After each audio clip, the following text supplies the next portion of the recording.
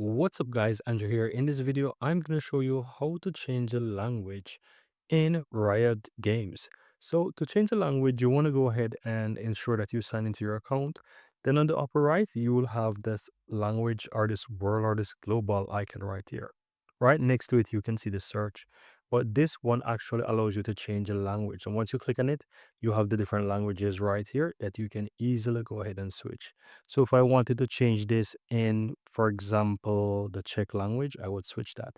Click on it and you can see right away that it translates. Now, the reason why you're seeing it in English right here is because I have this automatic Czech to English translation, but I can put it back to the original as you can see right there. Right. And so if you ever want to change a language, this is how you actually do it. If I show you, for example, in French or France, you can see that it will stay because I have the automatic translation set right there, as you can see. And so this is how you can easily change a language in Riot Games if you ever need to by signing into your account and click this icon here in the upper right. And that's it, guys.